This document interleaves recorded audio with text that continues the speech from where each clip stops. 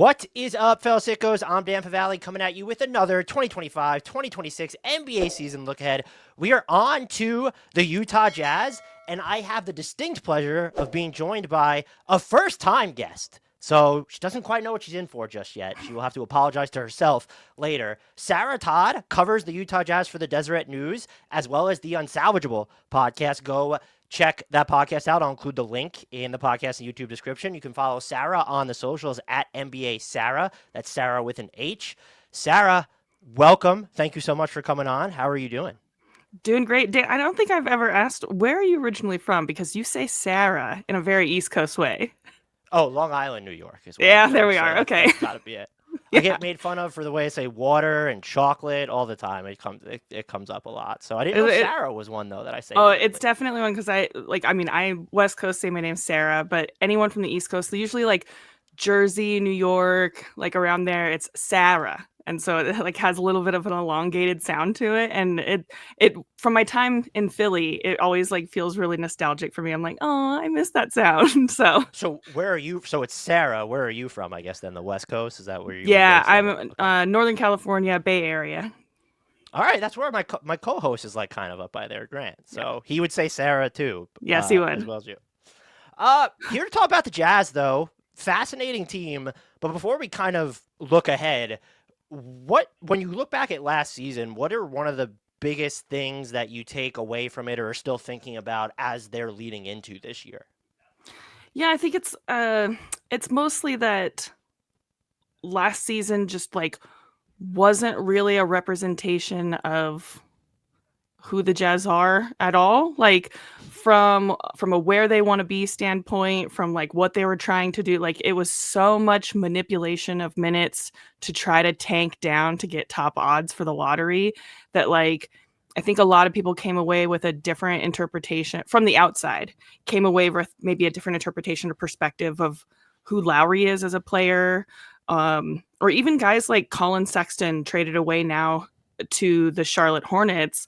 I think that like you don't get actually a well-rounded view of who those players are because they were forced to sit and forced to play out of position or forced to do things that they didn't really want to do because, you know, Will Hardy, the head coach, he was kind of being forced to do the job with one arm behind his back, and like directives were coming so much from the front office that it just wasn't really a good look for the players. When you look at how their offseason unfolded too with that, Jordan Clarkson gets bought out, the Colin Sexton trade where they included a pick to get Jusuf Nurkic, do you view that as more about the organization, one, maybe doing those guys a solid, but also two, just they wanted to clear the deck, clear the runway, or is there something else that I'm missing here? Because like the buyout with Jordan Clarkson was one thing. I still can't wrap my head around the Jusuf Nurkic trade other than to think that the Jazz just didn't want another guard they felt obligated to play on the roster. Yeah, I think a few things at play. Like number one, you're right. It is clearing the deck and kind of doing those guys a solid, right? And number two, like they really, really want to be able to play all of these young players in lineups that actually make sense and kind of let them play to the most ability that they have. Mm-hmm. And if they're actually going to kind of let these guys play, and that includes Lauri, like you don't want to play a 5-man lineup of just rookies and sophomores. You don't want to play a lineup of guys that you actually don't see being a part of the future. You do want to play a lineup that's kind of a mix. And also it's like guys were like, do we want to take a chance? Do we want to pick up the next option? Do we want to extend this guy when it comes up next season? They want to be able to make informed decisions, and they couldn't do that as they had guys like Jordan Clarkson, Colin Sexton on the roster because, frankly, they were just like too good to be really, really bad.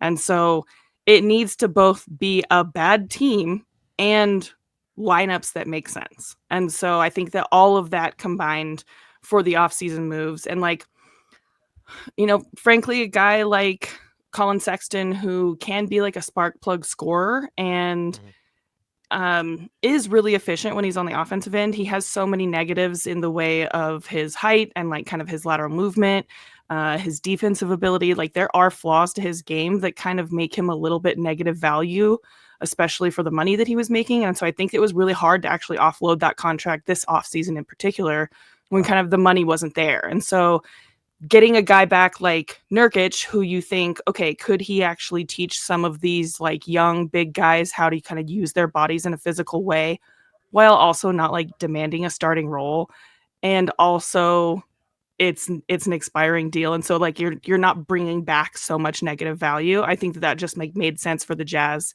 even though it looked like it wasn't positive.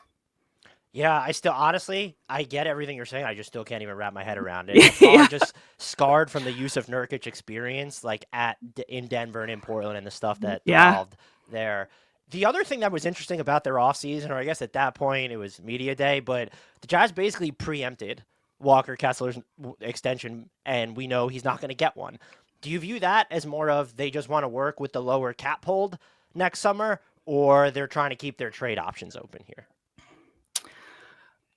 I think it's both, right? Because like if he has a better chance of getting traded because somebody, if trades for him, could then re-sign him for bird rights, right? And like be able to go over the cap to keep him if they trade him. So that's a little bit more attractive if you're another team looking at trading for Walker Kessler. But I think that the bigger portion actually is keeping the cap hold low when they go into next offseason, because they really want to be able to have kind of that flexibility if they were to like sign someone big. Though I think that's a lot of wishful thinking on the Jazz's part, thinking that they'd be able to use a huge amount of cap space to sign anyone, because who's doing Any team, that? that's wishful thinking. Yeah. Yeah, I mean, like, but especially Utah, right? Like, we all know the perception. Like, nobody is waiting around for their contract to be up and like enter free agency because they're like, "Ooh, I want to go to the Jazz." Like, that's just not happening. And so, but I think that's also why then they're banking on so many young players, using so many of their draft picks, is like hoping that they can strike somewhere there, and then maybe like the Lauri plus Walker plus Ace Bailey, maybe plus an AJ DeBonsar or Darren Peterson, something like that. Like maybe that team is enticing enough to a player around the league that they're like, I actually want to play with these young guys. So, and the thing with the cap space too is we know it can be used for more than free agents. It could be used in trades. But do you view the prioritization of that flexibility at all as this team is going to try to, I don't want to use the term fast track necessarily, but try to get materially better by next summer? Or from your view, do you think that they're still open to, they don't know if they have caps lock V guy in place for the future yet. So are they still willing to go through the gradual process of finding that player if they don't have him? Or are they getting a little itchy here? There's a little bit of itchiness. I think like the everything that we're talking about, like making sure that Walker Kessler knows he's not getting an extension like a month before the deadline is even happening for that, right? Like that was strange, but I mean, I understand it from both sides, right? Like I understand the Jazz wanting to kind of have that space open, and they are getting itchy. Like the fan base is getting restless, and I think Right. that the owner is a fan, right? And so that pours over into how he is kind of directing the front office. Like, let's do something. Like, let's start making some moves. And I think that if they don't actually get or attempt to get markedly better by the 2026 offseason, that I can almost guarantee that by 27 offseason, they're going to be throwing money at people. Like they want it to happen in the next couple of years. So looking at Walker Kessler specifically, how did you view, or what stood out to you the most about his improvement from kind of feels like he stalls out in year 2 or trying to do too many different things to what happened in year 3, and also just his value against the future of this organization now?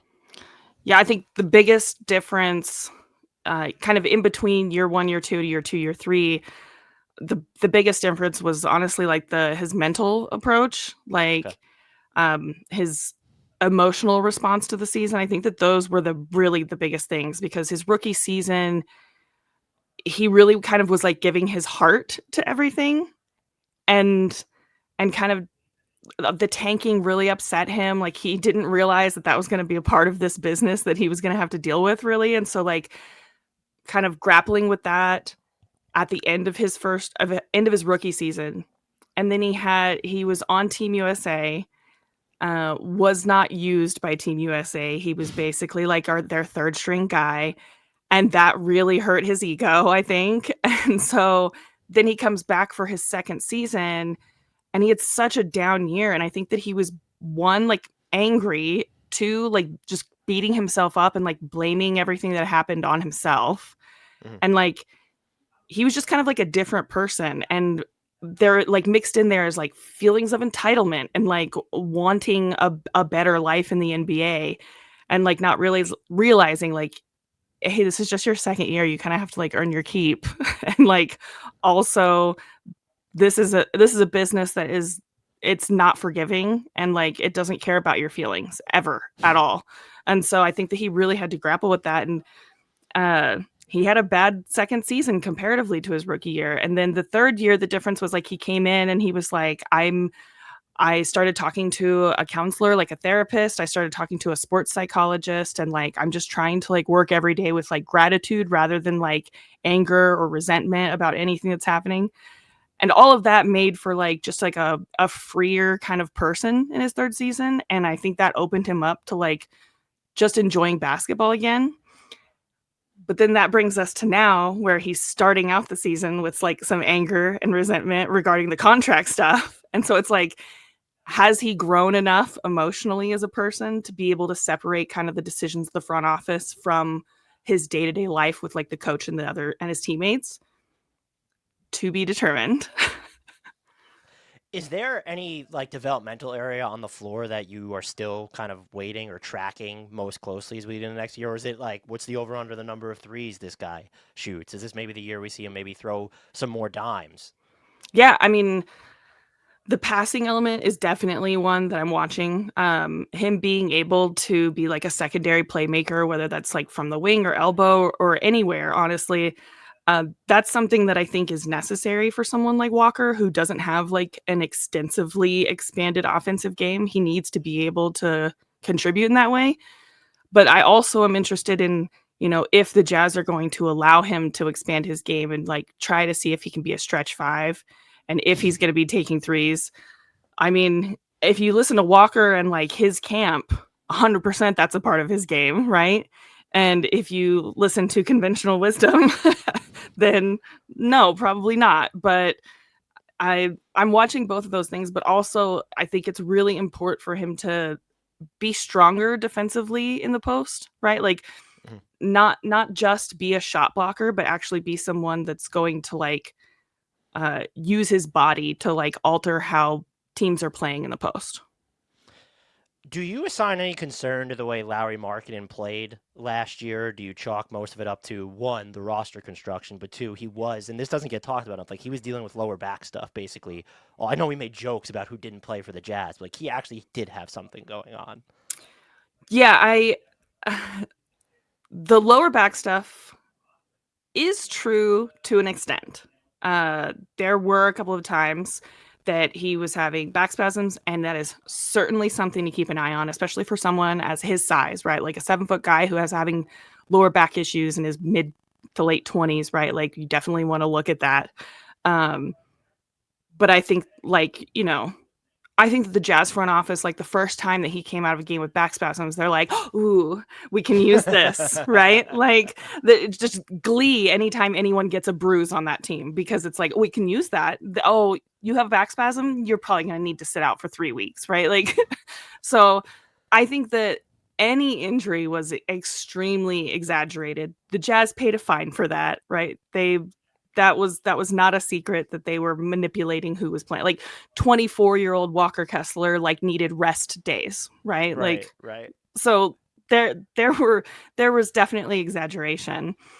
I really don't, when I see people that are like talking about how horrible Lauri played last season compared to other seasons, I'm actually like kind of defensive about it, because I know, number one, if you watch some of these games closely, you've got teams that are putting 3, sometimes 4 guys around Lauri on a possession because you don't need to guard Isaiah Collier. You don't care about guarding Keontae George.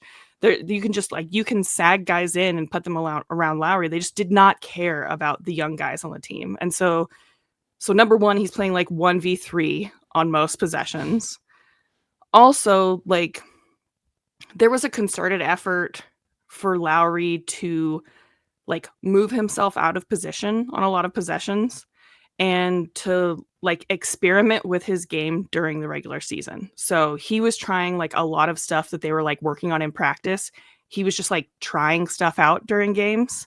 He wasn't necessarily like trying to make the best winning move to win a game. He was just like, "Oh, let's see how this works." Like, and so it was a lot of like, he was directed just like everyone else in the Jazz was directed. Like, it's not about the result of these games that we necessarily care about. Like, let's see how we can expand your game even. And so when I look at maybe like a shooting percentage that went down or something, like it's really hard for me to accept that Lauri is not as good as he was 2 years ago when I saw him just absolutely playing a different game last season. That's a fair point about especially the 1v3 stuff. And I actually had the same conversation with Tara and Rose from the We Have a Take podcast when I was doing the Blazers look ahead. Anthony Simons was getting kind of that similar treatment because like he's the only one with gravity. Yeah. For me with Lauri, one is like I never even viewed that as like, oh, that should be part of his game. Is like let's ISO Lauri and like, but to your point, like the experimentation is valuable. It just felt like he was moving with heavier feet last year, and so I assumed whenever I was watching him that it had to do like something was obviously wrong. But you frame it that way, and it's like well, the roster construction certainly plays a role then because of the way he's being defended. Is there anything then though that you learned from his game, like based off the experimentation last season, that you think should apply to either how he's used this season or what you're watching for specifically from him this year? Yeah, I mean, and I'll also add, like, you talk about heavy feet, and there was like some of that, but you have to remember, like, he was also like coming into games cold a lot, like because you don't play him for a week and then you bring him in, you play him 2 games, and then you don't play him for 2 weeks and then you bring him in and play him 1 game, right? Like, right. That's no way to keep a guy like really in season condition. And so then like if you look at kind of how he was moving during Eurobasket with a month and a half of training leading up to it and then like playing basically every day, he looked like he was moving just fine, right? Like, I won't pretend to have paid attention to Eurobasket. So sure, that's a good yes, drop right there. but like it's just I think that his allowing him to be conditioned for the season was also a part of the plan. Like, he's not going to move as well. He's not going to shoot it as well as he would have if he had been playing, 30 minutes every other day. And so that's part of it. I think that what we learned from like him in those ISO situations is that number one, he's actually a lot stronger than I thought he was because of like the way that he actually did handle himself, like when he was being guarded by like 3 different guys and being able to kind of like move around and use his body and like bump out of it sometimes. But then it's hard for me on the other side to say like, well, it didn't fare that well, like in some of those situations. But is that because there were 3 guys and the roster construction was horrible and nobody had to care about guarding Isaiah Collier so they could sag down and have a ball handler like swiping at Lauri the whole time? Like, it's hard to know whether or not he's actually good in those situations now or not. So how do you see this all ending? Because Zach Lowe had said something recently that he doesn't see a scenario in which Lauri Markkanen is on the Jazz a year from now. And there's this weird tug of war at play, and you kind of touched upon it at the beginning of the podcast, to where it's like this team, the fan base is getting itchy, the organization, the owner's getting itchy, but like they also, Austin Asia talked about we're not going to basically manipulate the results is what you take away from that soundbite that he had a few months ago. But they might just be bad enough to where they could play everybody that it doesn't matter. Does that ever come to it? I looked at the renegotiate and extend, not as hush money, but like, okay, like we bought ourselves another year of silence or 2 years of silence from Lauri Markkanen. Where does this all end up if the Jazz like still aren't on the verge or have this clear map to being competitive? Not this season, but like the next season in 26, 27. Yeah, I think Lauri's personality is actually important here because part of the renegotiate and extend, right, was that he didn't sign the deal until the day after like the deadline would have been if they wanted to keep him tradable for last season, right? So he waited until the next day, which meant that the Jazz were not able to trade him during last season. And the point of that was really clear. Like, I don't want to be traded. I don't want to think about this. And Lauri is somebody that like completely understands the assignment. He knew exactly what he was signing up for when he got the contract. if he didn't want it, he could have held out and said, like, I don't want to do this. Like, trade me somewhere else where we can actually like win games. He's got 3 young children, like I think 3 kids under 5 at this point. Whoa. He's like a young father with a big family. Him and his wife love Utah, and his wife's happiness and his kids having like a regular life and schedule is actually more important to him than I think the potential of like being a playoff team this year. And so I actually don't think that there's like awkwardness or tension when it comes to like Lauri wanting to win and wanting to win right now. I think that stability is actually the most important thing to him. He did not want to be traded last year. He doesn't want to be traded in the middle of a season. Like if it were to happen, he would rather it happen in the off season. Mm-hmm. But also like, I think that he really believes in Will Hardy. He really likes him a lot. They have a great relationship. And like, he really thinks that if Will is given a real roster, that they would have a chance together. And so I don't think that he wants to leave Utah. And I think that if the Jazz proved to him like we're actually moving towards something, he would have no problem kind of waiting it out. Whether or not his timeline meets the Jazz's timeline is another conversation, though. But it does sound like they, at least both parties, it feels like, are willing to delay that conversation, or at least on Lauri. It's probably more important on Lauri's part that if he understands what's going on here, like you don't have to have that conversation with the Jazz if you don't want to until next summer. It's not something that needs to be decided at the deadline, because I think a lot of the framing has been, I think some people believe the Jazz would really like to trade him with the number that he's on, but I think a lot of people have just assumed from a national perspective that he's not going to want to be there for this any longer if this is what they're doing. Yeah, I think that, the national perspective of like, you got to get Lauri out of Utah. There's no way he's happy there, right? Like, especially with, them tanking every year and the situation, right? But like, he fully understood the situation and the assignment when he signed that extension. Like, he knows what's up. Like, he knows that he knew last year that the plan was to tank, and he knows that this year, like, that they don't want to lose their top 8 protected pick to the now reigning champion Oklahoma City Thunder, right? Like, they're not trying to give a lottery pick to the Thunder, and he understands that too. Like, all of these things go into it. And I think that, part of the reason that they do have such a good relationship with Lauri right now is because they've kind of been upfront with him about everything that's happening. Ace Bailey. What did you? I respected the hell out of the Jazz taking him when everyone thought, and I guess rightfully so, that his camp wanted to get him to Washington. What did you make of that decision, that swing on their part? And I think you've been among the people that have kind of sounded the alarm of like, all right, a lot of this stuff is just being overblown, because there was the whole, is he going to report to Utah or not, which just would have been like frankly unprecedented. So what did you make of before even getting into his FIP, like what did you make of the decision to take him in the first place? Yeah, I mean, I did so much coverage of this around the draft and then in the days leading up and days after the draft, because it's so important to realize, like, when you're hearing stories and you're reading headlines and it's like, Ace Bailey has refused to work out with any team during the pre-draft process. Ace Bailey is, not holding interviews. Ace Bailey won't do this. He won't do that.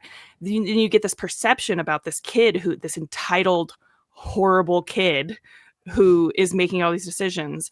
And like, it was really important for me to be like, you guys, like 18-year-old Ace Bailey is not picking up the phone and being like, hey, Sixers, no, thank you, right? Like, Ace Bailey is not doing that. Like, there was somebody within his camp that was making these decisions.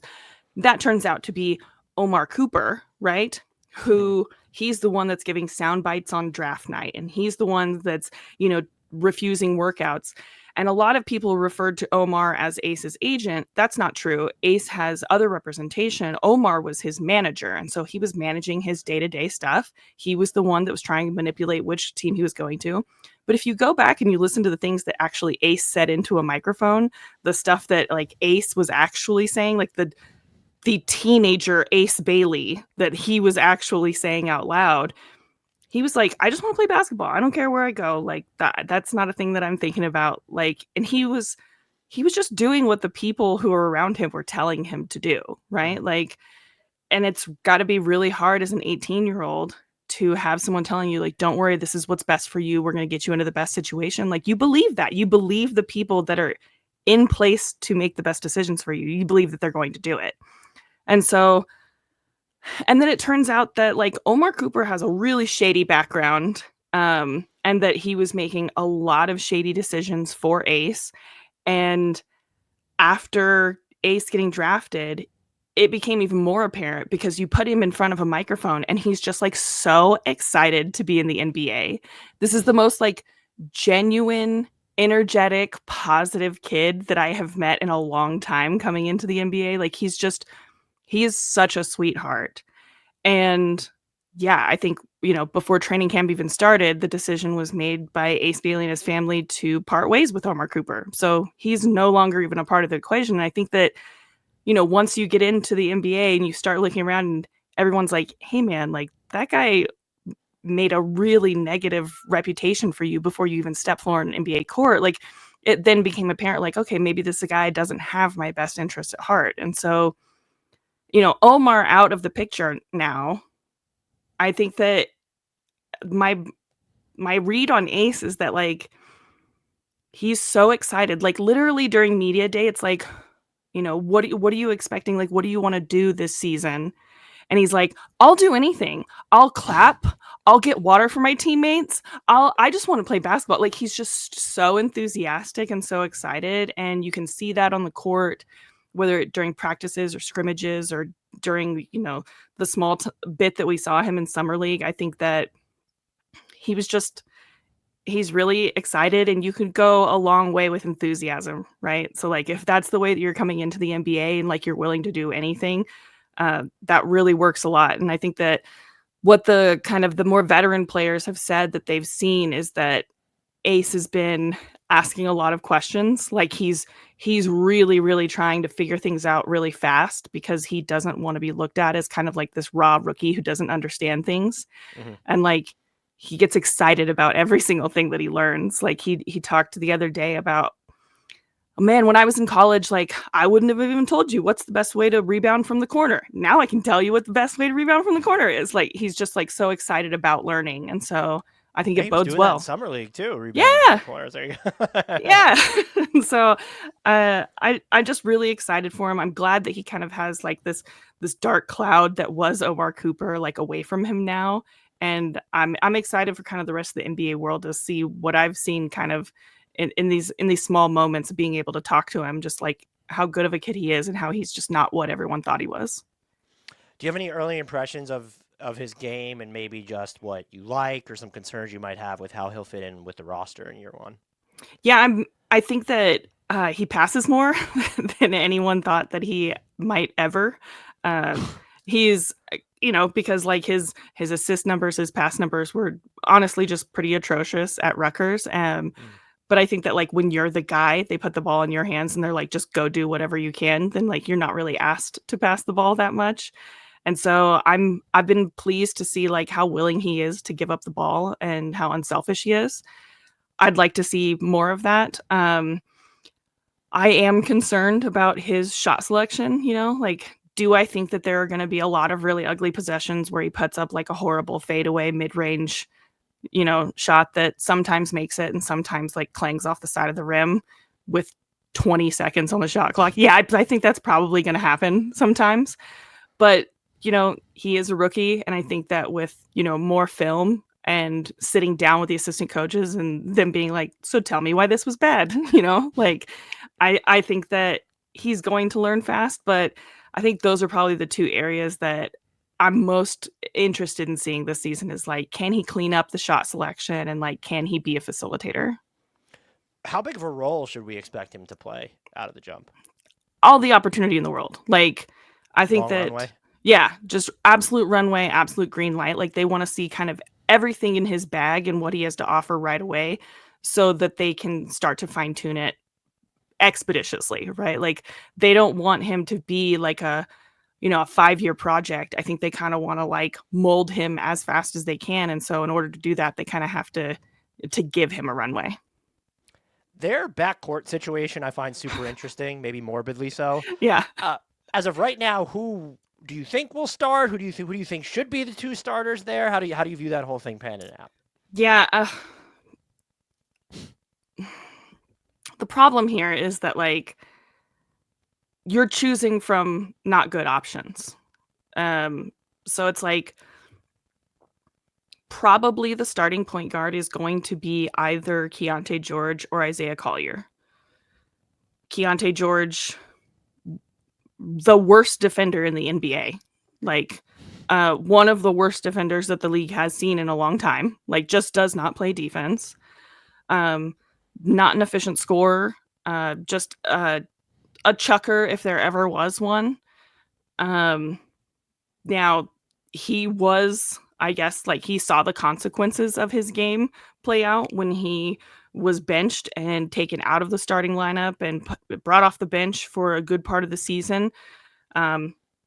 Even then, I don't think that it really changed his game that much. We didn't see like a lot of improvement, especially on the defensive end. I think that he's going to have to really prove that he can play even any amount of defense if he not just wants to like have a role on this team, but stay in the NBA at all. Then you have Isaiah Collier, who this is like a 6'2" point guard who can't shoot, right? And so if you're going to be small, you have to make up for it with something else. But then he also is not good at defense. And so it's like, well, if you're just going to be the guy who's an incredible passer and can finish at the rim, then but like at 6'2", like, yeah, you can finish at the rim until someone actually cares, right? Because then they can just block you into oblivion. And so these are not great options. Of course, everybody is saying all the right things, media day, training camp, right? Like Keontae George is saying like, it's, I'm focused on the we, not me this season. And like, I really am looking at that, what's best for the team. And those are great things to say. It's all politically correct in the NBA landscape. Isaiah Collier is saying that he's really worked on his shot in the offseason. Of course, you better have. What else were you doing? Yeah. Great. So like, it's going to be kind of put your money where your mouth is for these guys, because waiting in the wings there to take over both of their jobs is Walter Clayton Jr. And if I was a betting woman, I would say that it kind of doesn't matter who gets that starting job, because like I almost expect for Walter Clayton Jr. to take that job at some point this season. Oh, wow. I like Walter Clayton Jr. I did not see that one coming, though. Is there value in, because Keontae George finishes last season on the bench, would the logic starting him be we want to just chain tether him to Kyle Fililpwski's minutes off the bench to ensure there's more floor spacing rather than a traditional big with Walker Kessler? Is that something that would go into that, or what? Like, because I don't understand, if you want someone who's like a really good passer, especially if is Ace Bailey going to start? You have Lauri on the floor, Walker Kessler's there. You would think that Isaiah Collier should be the answer then. But if it's going to be Keontae George instead of him, what else would the logic be in that scenario? Yeah, if you'd asked me before training camp started, I would have said that it was going to be Isaiah Collier based on how last season ended and who you would want to be playing with, like Walker or whoever you have out there. You just need someone who's going to be a good passer. And Isaiah is that's the answer that the Jazz have right now. But the messaging during training camp has been like, man, Keontae's had such a good offseason. And he's really taken it upon himself to be a leader this offseason. Like the Jazz were absolutely pushing this story that Keontae, he organized an off-season trip for the team down like near his hometown, like which is near Dallas. And like a bunch of players came down, they worked out together, and like he was the leader of that like kind of off-season training mini training camp. Not gonna lie. 100%. That is my thought. I'm like, I don't think that Keontae George should be someone taking anyone under their wing right now. Like, no, please don't take pointers from Keontae. We don't have evidence that you should be doing that. So I think that the messaging and like the narrative that Keontae has had such a good offseason, I think is maybe being pushed to like prepare us for the fact that he might be starting. But like I said, like I would love to be proven wrong. Like, yes, Keontae, turn into like a serviceable NBA player. Isaiah Collier, shoot above, 29%. I would love to see those things happen. Like, I want success for these guys, right? But I just don't have evidence that those things are going to be true yet. And what I do have evidence of is like, a multi-year college player that is coming in pretty ready to play in the NBA, who is not afraid of big shots and who had one of the most important defensive moments in the championship game in Walter Clayton Jr. And yeah, and I asked him point blank, like, do you think that you're competing for a starting job, or like what's going on? He was like, yeah, I am. So he's not afraid of the competition, and I would not be surprised if he got it. Do you view him as someone who could develop into the type of playmaker that can be at the point guard spot? Because watching him in summer league, like that guy can like get shots off, and the way that he could create them for himself and take any of them is insane. Big fan of his game. I'm just wondering if, similar to, I kind of believe this with Keyonte George, although if you go back and look at what I said after his rookie year, I probably need to delete everything I said about Keyonte George's rookie year. I feel like Keyonte George has probably been miscast, and a lot of like giving him so much agency on the ball with the Jazz might have actually ended up hurting him, it feels like. And so I'm just wondering, like, I don't want to say what makes Walter Clayton different, but why do you have more confidence, I guess, in him being able to be more of like that floor general-esque type of player? Yeah, I mean, I think that I've seen like his passing is good, and like I think more importantly, like he really understands the game, right? Like you can see that he's like calculating and he's making reads and he's understanding like where his teammates are. And I think that like in a situation where he is not tasked with taking the big shots all the time, it's like, hey, actually, like Lauri is on your team. That's your teammate, and he's the best guy on this team. So like give him the ball, right? Like once he understands kind of his place in the pecking order of what's happening, like I have confidence that he would be able to be more of a floor general than maybe what he's shown in the past. On Keyonte's side, I think that you're absolutely right. Like putting him on the ball so much has hurt him, in that we see that that's not how he should be playing basketball. But the other side of that is, like, is he an NBA 2? No, he's not nearly efficient enough to do that. Yep. So, like, then we have to ask, like, well, then what is Keyonte in the NBA? Like, does he have a play? He can't be on the ball all the time because he's not efficient there. He can't shoot well enough to be a 2. He's definitely not big enough to be a 3. So, like, what is he? And I think that, like, best case scenario, it's like a sixth man Jordan Clarkson type of thing where you kind of just, like, let him run and do whatever he wants. But again, is he efficient enough for you to give him kind of that leeway? And so I think that the Jazz really, really, really want Keyonte to be good. They're hoping, like, please let this kid be good. The aesthetics of his game sometimes are just like, how are you not good? Yes. When you look at some of the stuff he does and the separation he creates, how is this guy not amazing? And so you look at him play sometimes, like, yeah, like he'll be good, and then they'll be like, okay, why? You're just like, well, I'm just going off vibes. At this Yeah, point. yeah, 100%. It's off vibes right now, and I think that, like, yeah, the Jazz front office, the coaching staff, like, they're just hoping that something clicks with him, because, like, if it doesn't, then it's hard to imagine a place where he really fits on an NBA roster. What's interesting though is I still might have a little bit more faith in him panning out as an NBA player than Isaiah Collier, because Collier has the one elite skill that we know he can do. But the absence of any sort of jump shot feels like it's completely debilitating at that position. Then you're just short Ben Simmons.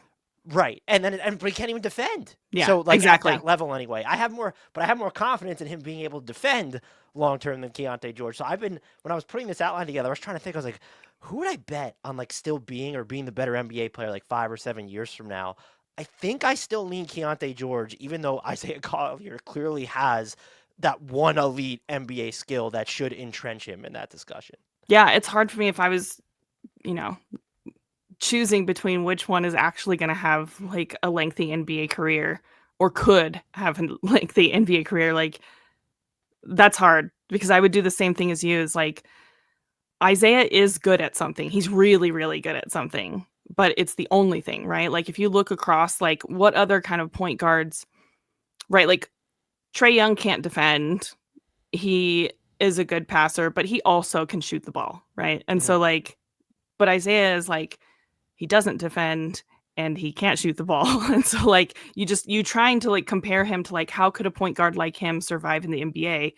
And frankly, like, as a regular season point guard, I could see it working out, but he, like, if you're not going to defend and you can't like help space the floor, then a point guard like Isaiah Collier is completely unplayable in the playoffs because defenses will plan for that. Like you're just not going to be able to survive in a postseason like that. And I think similarly to Keontae George, if you want to be someone who's actually going to be playable in a postseason, your skills have to be such that you can deal with hiding someone on defense, right? Like JJ Redick, right? Like constantly had to hide him defensively because he couldn't do it, right?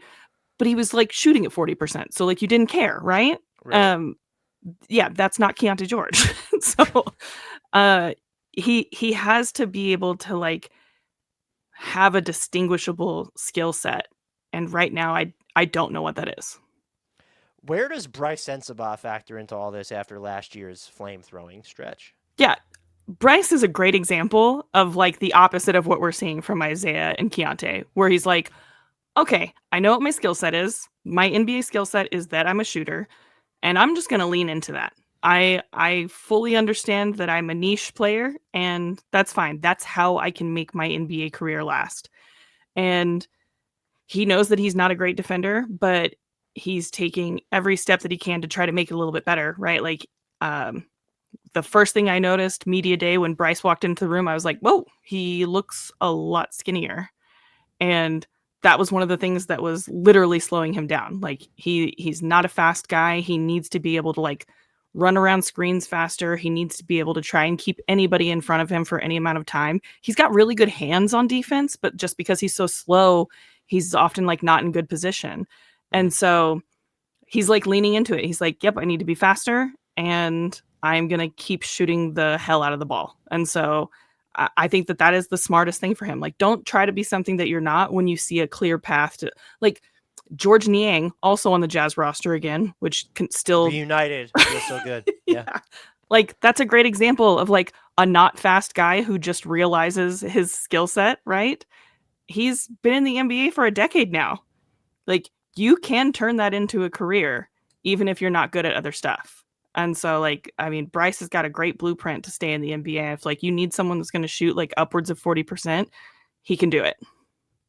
He's like, if he thinned out, I could see him being like a slower-footed Isaiah Joe, which I think would still be a pretty valuable NBA player, but Isaiah Joe can do things like screen and defend a little bit. I don't know if Bryce is going to be able to do that long. Yeah, I would love to see Bryce be able to defend a little bit, just a tiny, tiny bit. Like, that's honestly like the biggest problem in all of this. Like, if we're talking about, I mean, how does Walker Kessler's game improve? Like, you have to talk a lot about the fact that there's like absolutely no ball pressure on this team at all. And so like that's going to trickle down and affect absolutely everybody. It's going to affect Lauri Markkanen. Like it is really, really important for anyone on this team to step up and actually take guarding the ball as an important part of their job, because otherwise it's going to make everyone look bad.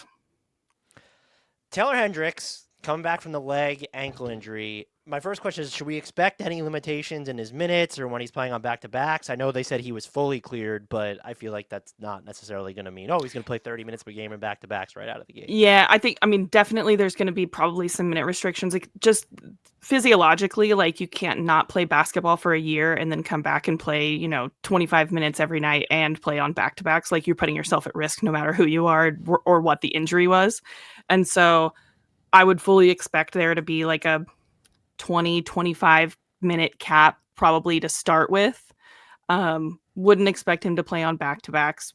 That'll probably be like a slow ramp up, but outside of that, I really think that they're going to give him kind of the same amount of runway that Ace Bailey is going to get, because it is necessary for one and probably both of those players to really pop for the Jazz. Because if you look at what they've done the last 3 years after like the Donovan Mitchell blow up, right? Like, they've had 9 draft picks, and that includes guys like Keontae George, Isaiah Collier, Cody Williams, who I still believe. Sure. I would love to.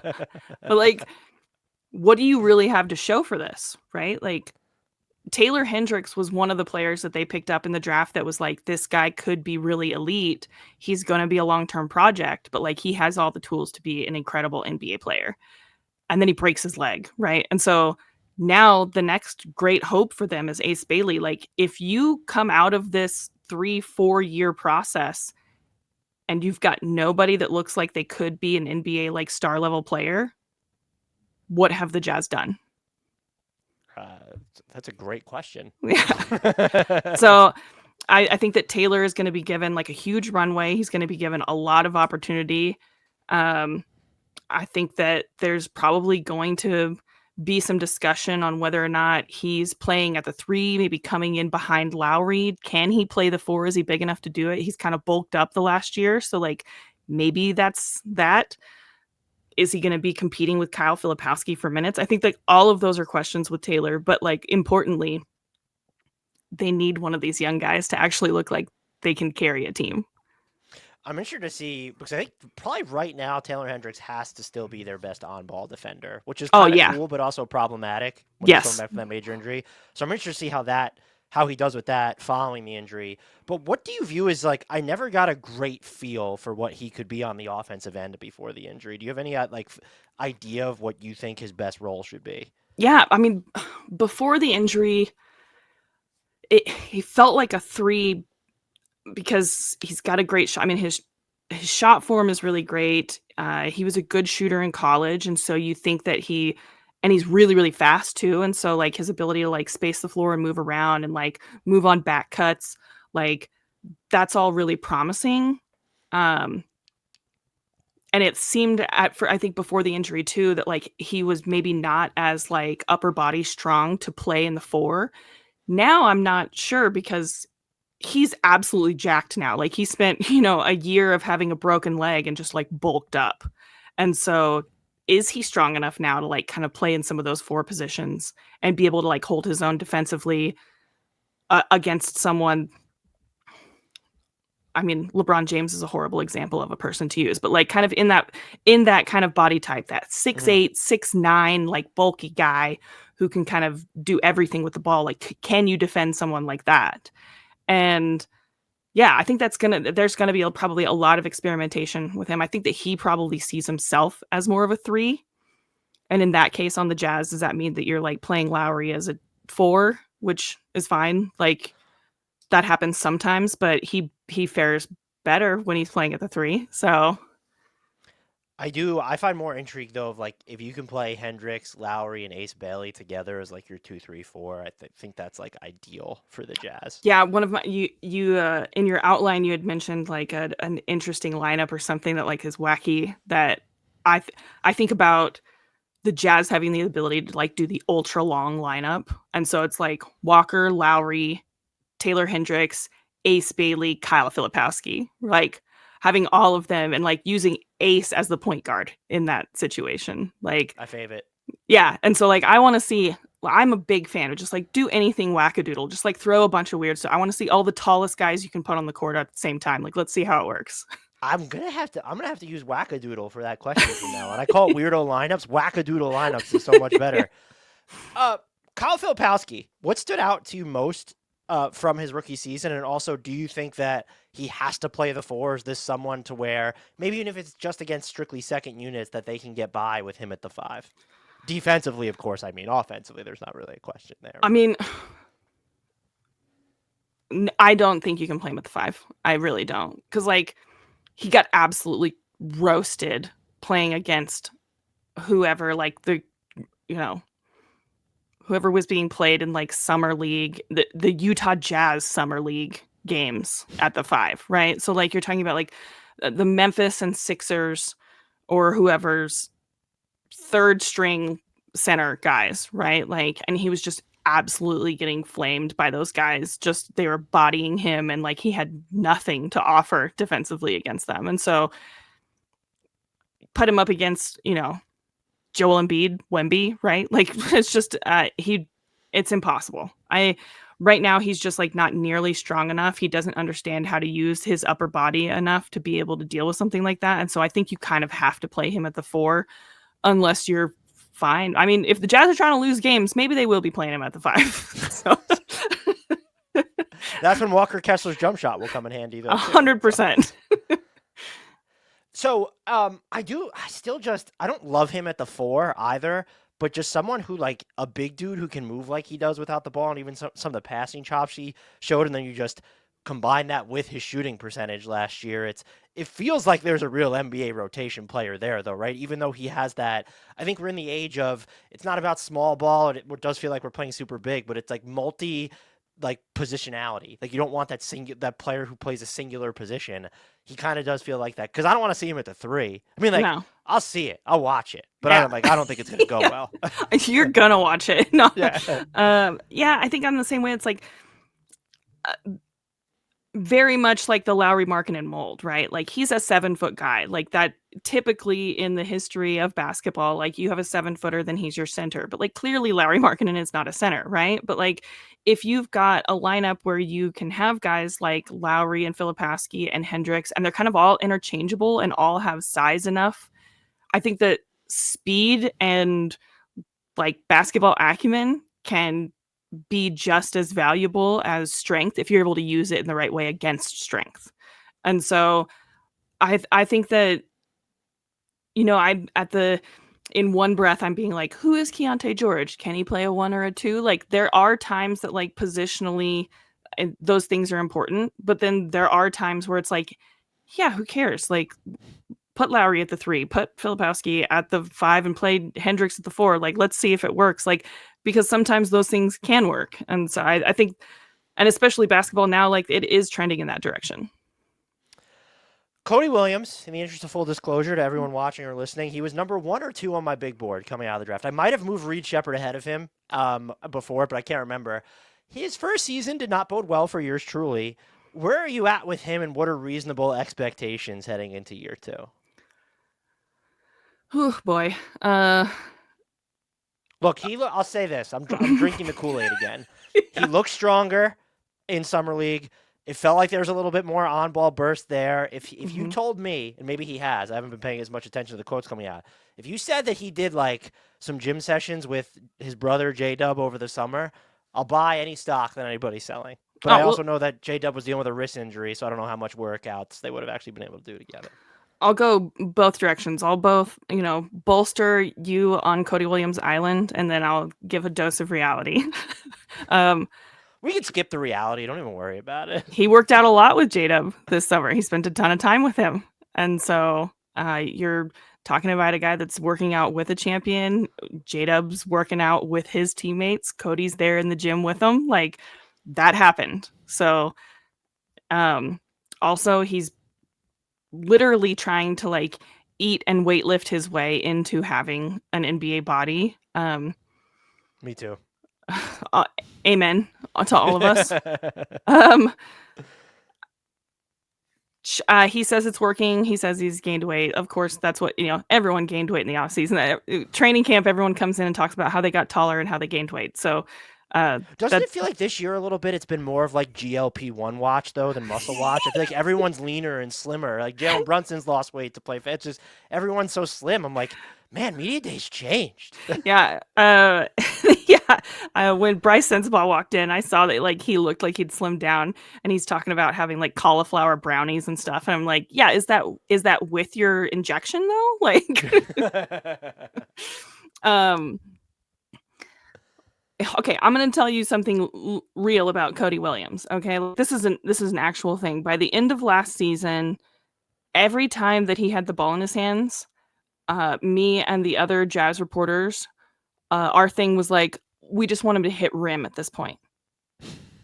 That was like, we weren't even hoping like, oh, we hope he can hit a percentage. Like, we're just like, man, if he can just hit the rim, that would be really nice. So that's where the expectations were with him by the end of the season.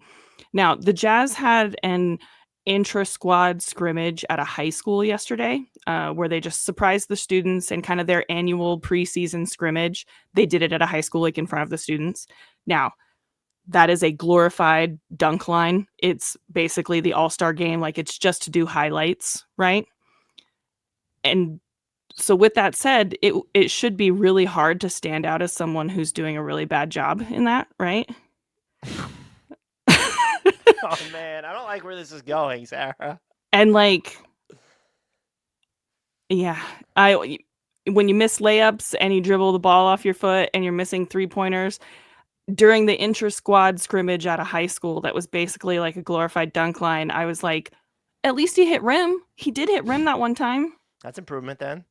So, my expectations are so low for Cody. They couldn't be lower at this point.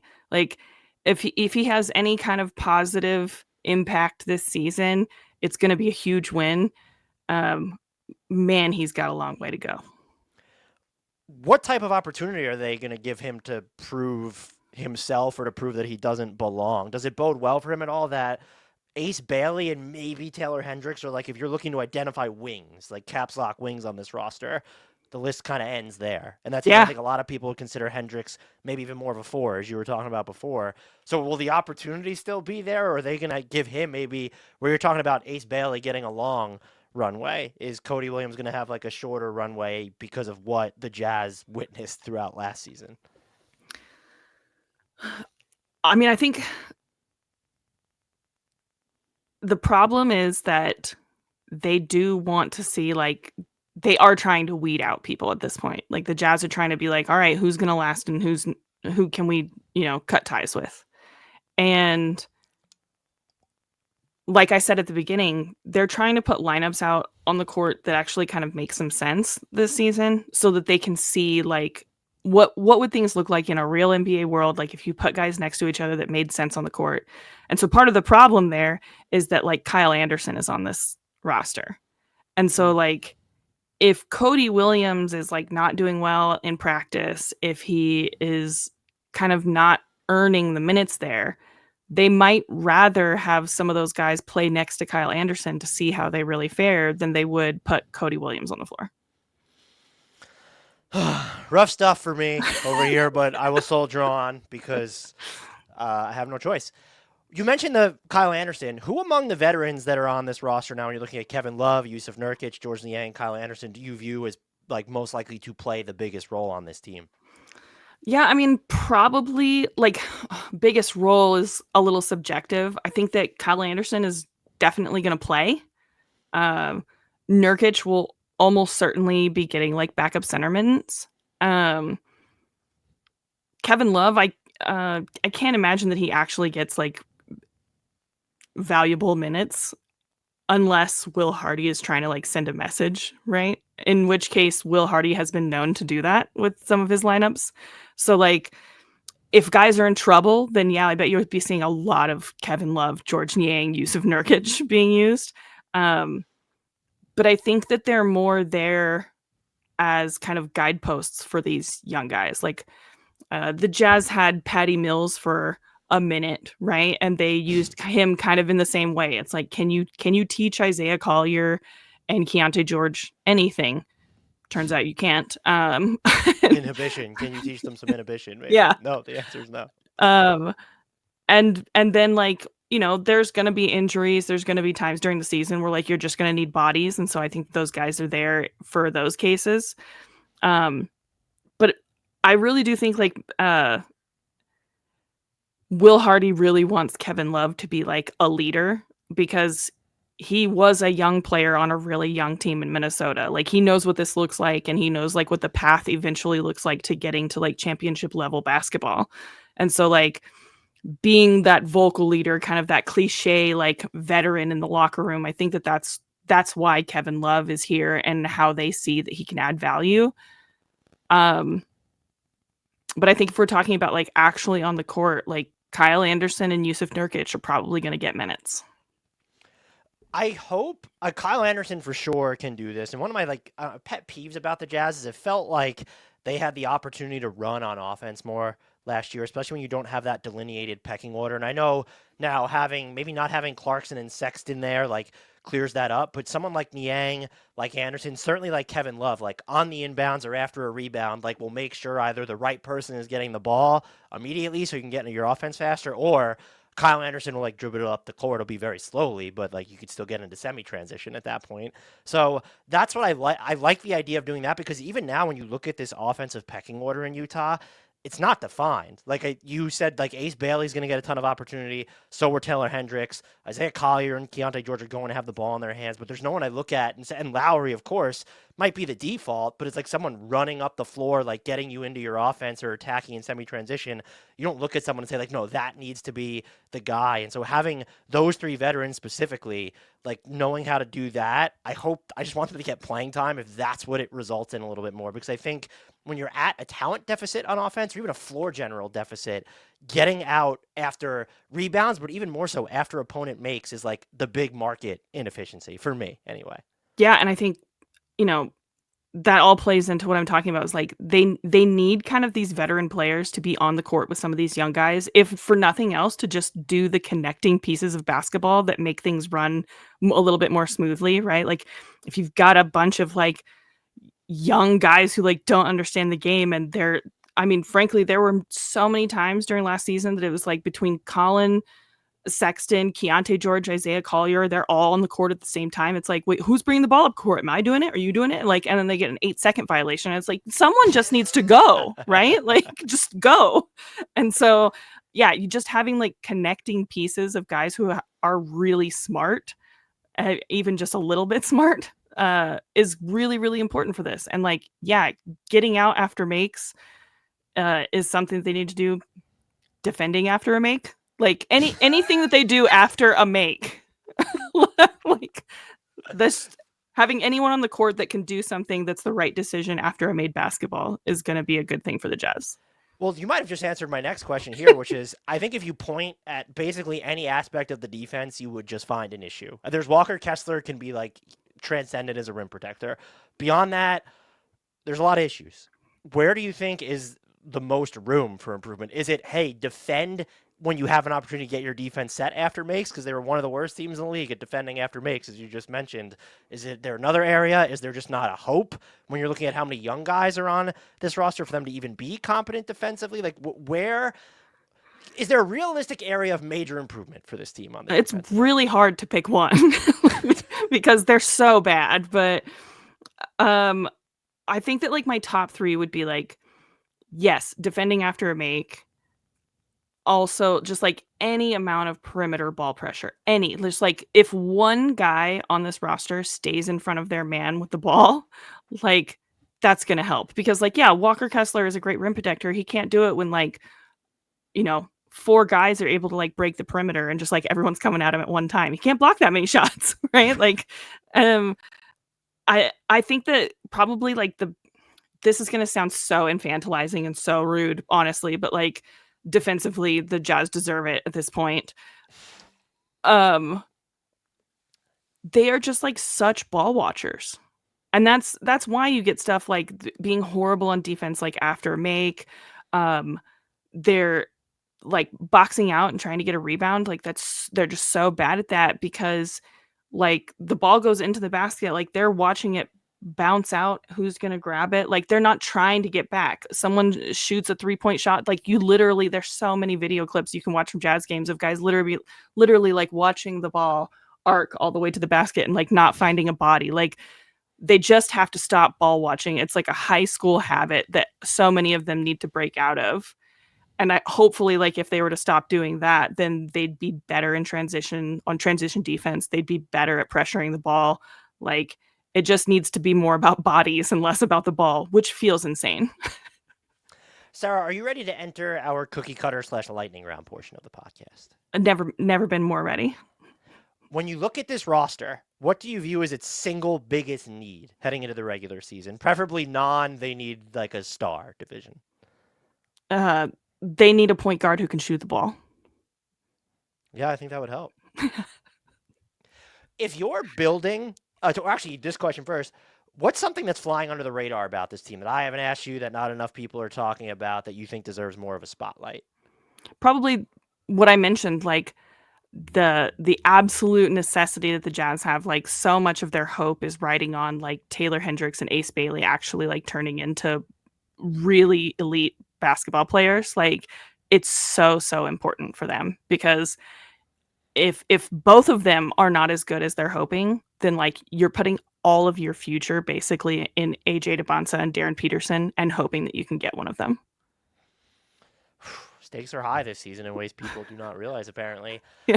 If I ask you to build a 10-man rotation for this team, who are your 5 starters, and then who are the 5 most used reserves thereafter?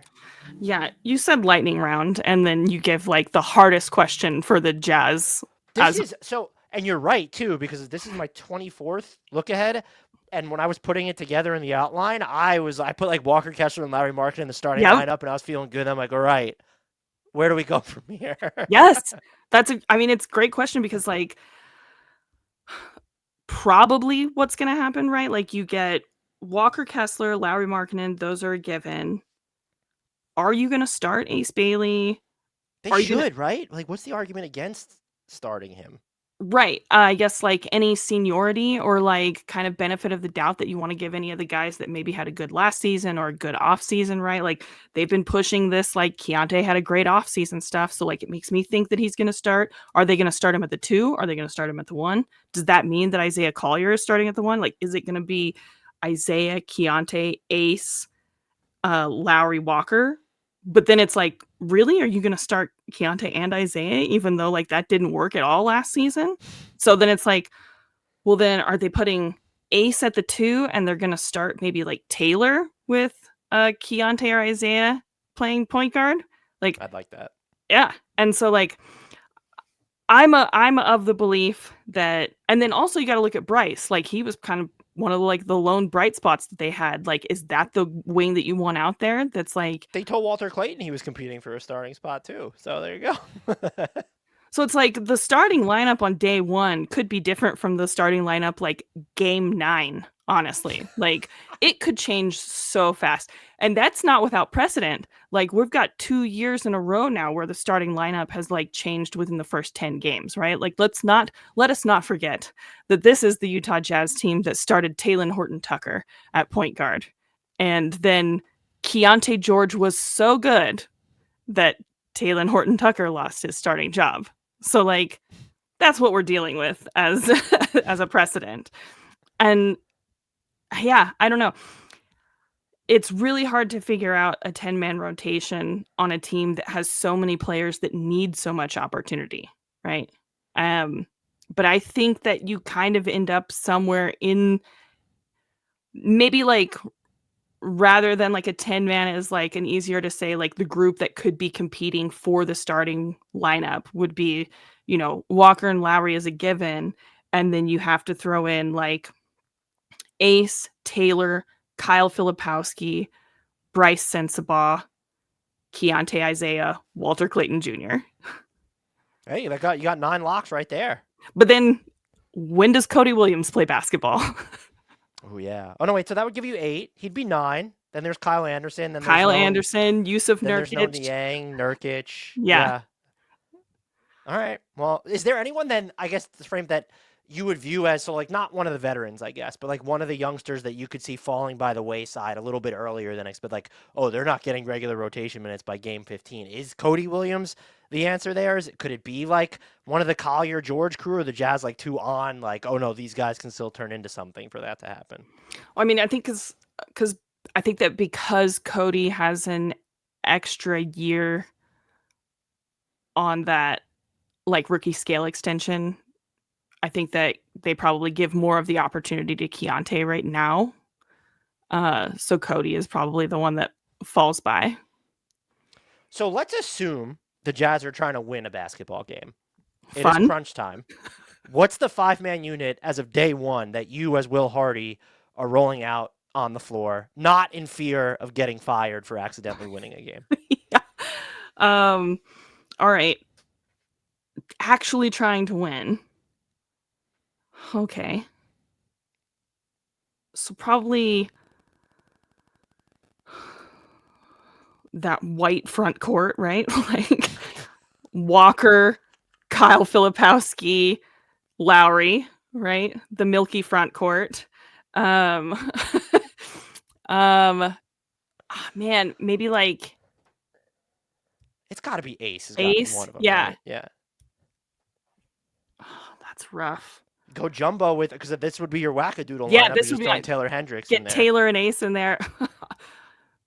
Honestly, not a bad idea, because like then you have like all of the scoring and Taylor, who is probably the best defensive player on the team, the guy who hasn't played basketball in a year. That's crazy to say, but like that's probably who I put out there as a crunch time lineup. I think that Will is probably more realistic in his determinations about who's going to be playing basketball together. He probably goes like Isaiah, Ace, Lauri, Walker, Kyle, or Lauri, Taylor, Kyle, or Lauri, Taylor, Walker. Yeah. Can you just remind us of what your Wackadoodle lineup was for the folks at home? Yeah. Ace, Taylor, Kyle, Walker, Lauri. I think mine would almost be the same, except I might sub in Cody Williams for Kyle Fililpwski. Why? So he can do nothing? He's going to give you your ball pressure, and I predict he will grab more than 1.5 rebounds per game. That's going to be my bold. I hope so. Prediction. I think that honestly, the best case scenario for Cody to like earn time this season is to prove that he's actually one of the defensive players on the team. Like, I think that is his path to getting minutes. Is like if he can prove that he can actually play defense, then he could get in front of a lot of these guys. That's a good point. I feel like anyone could maybe, like if Bryce Sensabaugh is playing a lick of defense, like, oh, that dude needs to play 32 minutes a game. Yes. Like, so there's probably also some wackadoodle lineups to build where it's like Walter Clayton Jr. is your point guard and then just all bigs.